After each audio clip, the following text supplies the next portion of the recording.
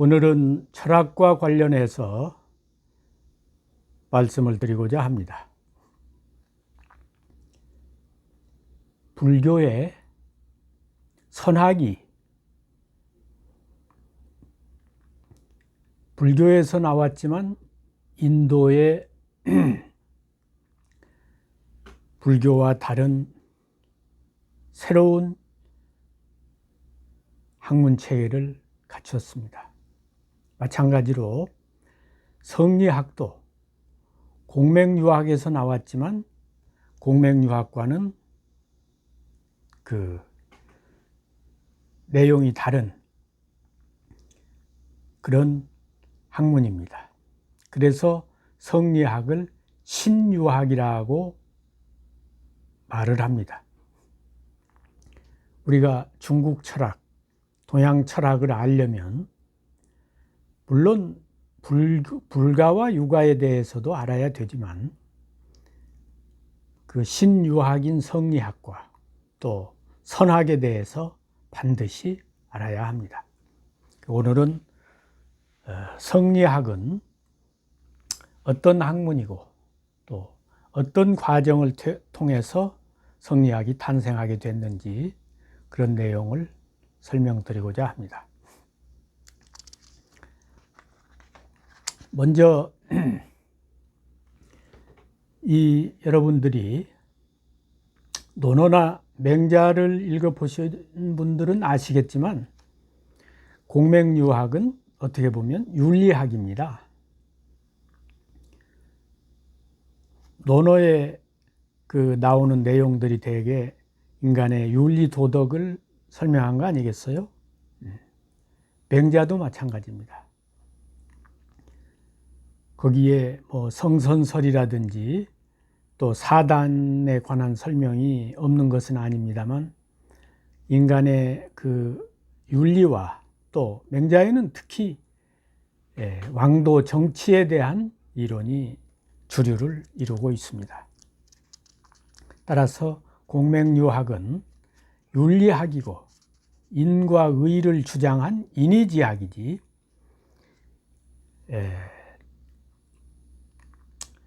그런 우주 본체론이라든지 이런 것에 대한 그 내용이 부족합니다.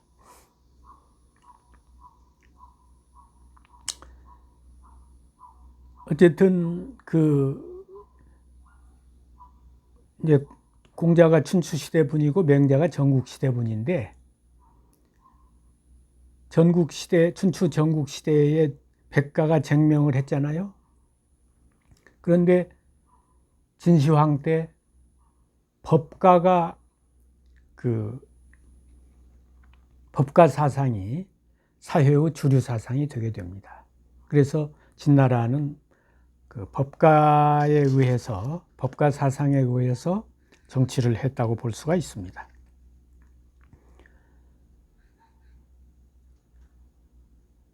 그래서 유학이 뭐 춘추시대 공자 당시에도 시행이 되질 못했고 전국시대에도 시행이 되질 못했고 진시황 때에도 시행이 되질 못했는데 한나라 때 와가지고 유학이 이제 그 유방이 공자 사당에 가서 황제로서 제사를 지내고 이러면서부터 그 존경을 받게 되고 결정적인 계기는 한무제가 파출백가하고 독존유술이라 그런 기록이 나옵니다. 여러 제자 백가를 다 폐기하고 오직 유학을 숭상했습니다.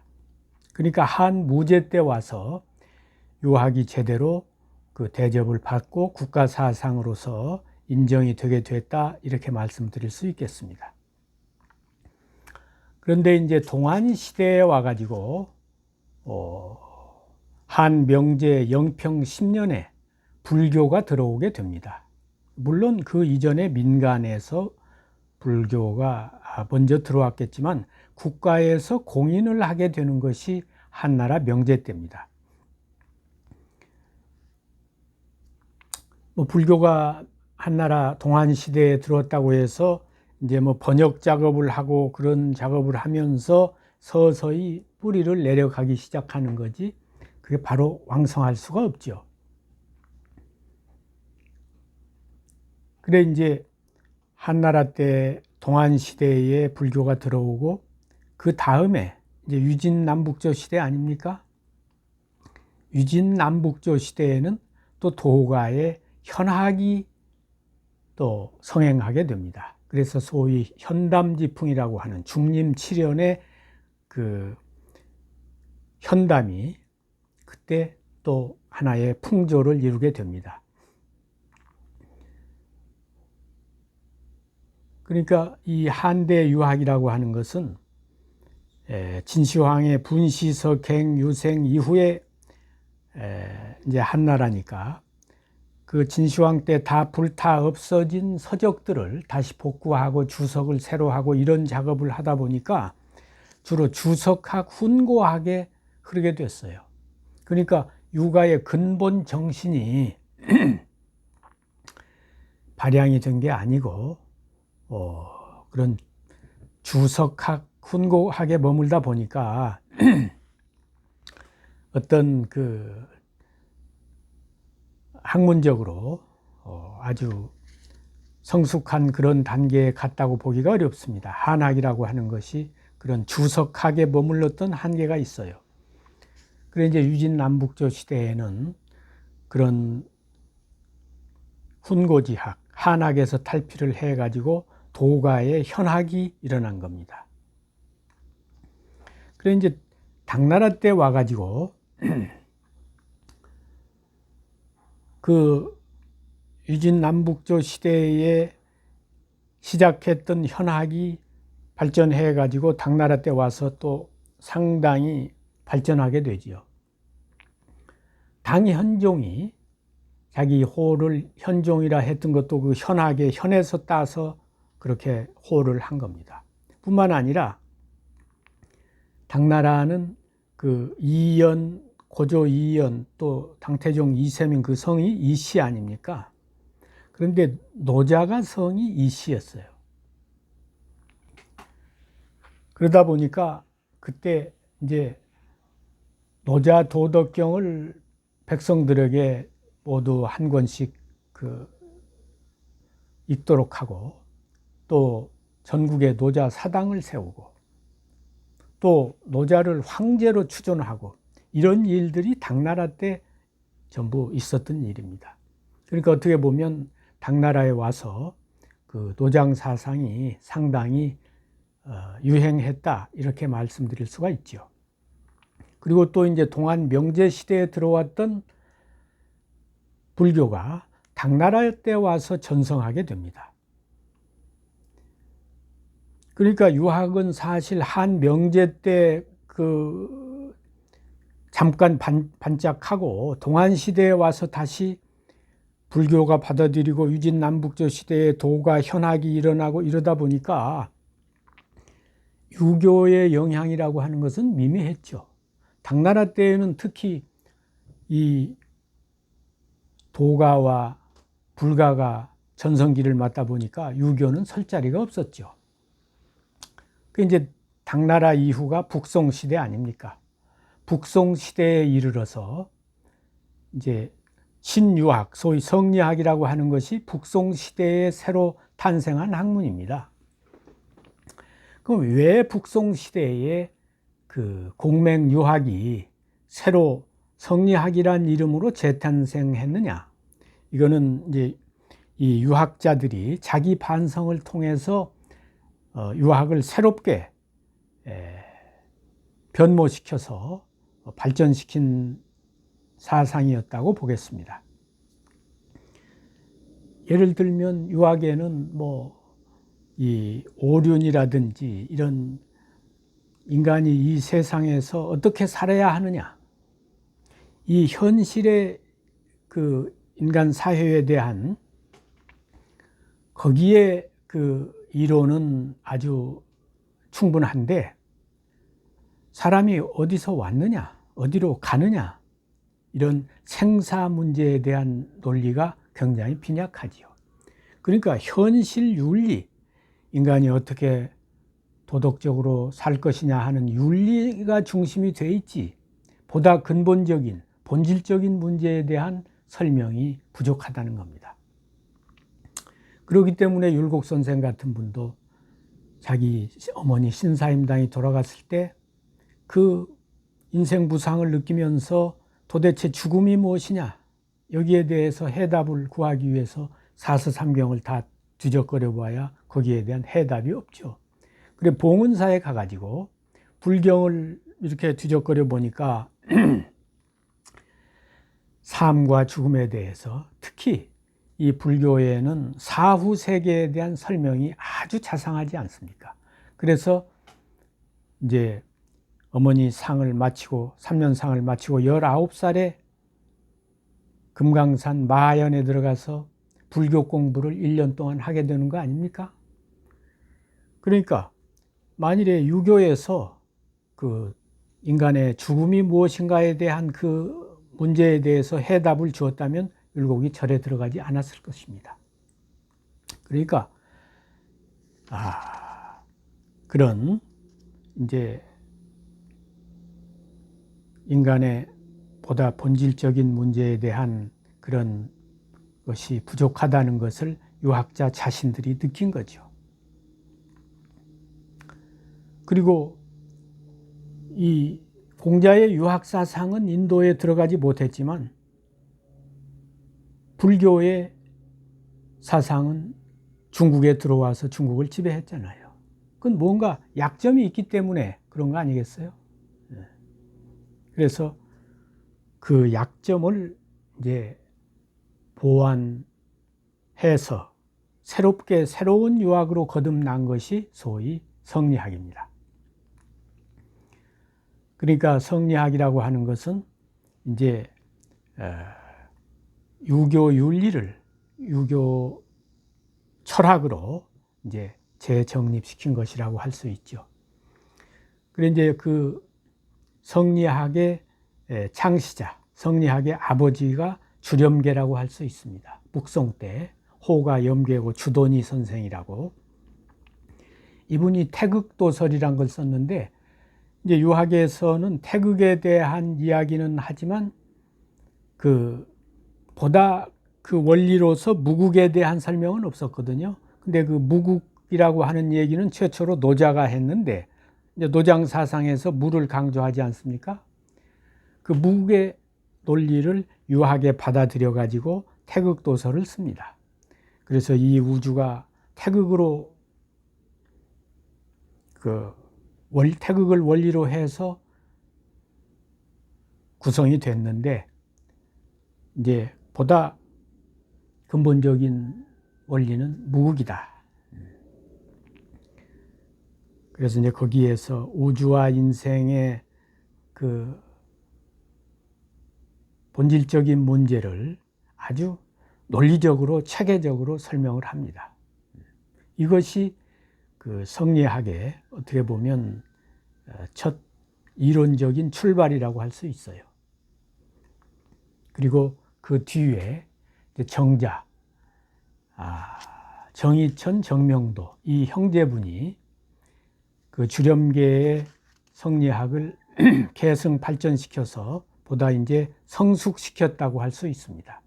그리고 주자에 이르러 가지고 성리학을 집대생시켰습니다. 그러니까 성리학을 완성시킨 것이죠. 그러니까 이제 불가에서는 마음 심자, 심을 중심으로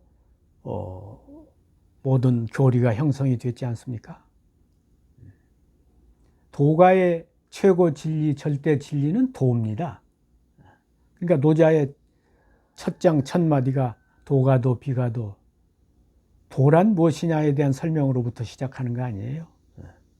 그 최고 원리, 최고 진리를 도라고 하는 이걸로 설정을 해가지고 이 우주 삼라만상을 설명합니다. 그렇기 때문에 도가라 하는 거죠. 그 이제 성리학은 이제 도나 심은 이미 하나는 불교에서 쓰는 용어고 하나는 도가에서 쓰는 용어니까 이라고 하는 이치 이자 말이야. 이거를 이제 중심 사상으로 내세운 겁니다.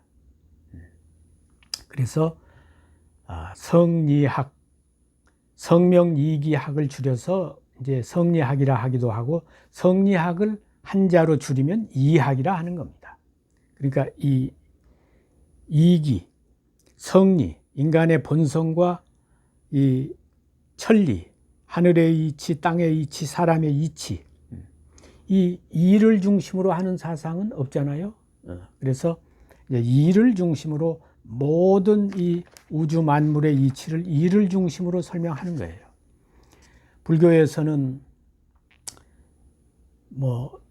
이 모든 세계가 마음에 의해서 벌어졌다고 그렇게 말하지 않습니까? 우주 사이에 마음 심자 하나가 이게 전부 다 포괄한다는 거 아니야? 근데 주자는 우주지간의 일이이라, 이 우주 사이에는 하나의 이치일 따름이다, 이렇게 이야기를 합니다. 정자는 만물 지시 일개 천리라, 이 모든 만물은 하나의 천리일 따름이다, 이렇게 설명을 합니다. 그러니까 이 만일에 성리학이, 신유학이 탄생하지 않았다면 그 뒤에 불교나 도가가 계속 성행했을 겁니다. 그런데 이제 불교의 한계는 뭐냐면,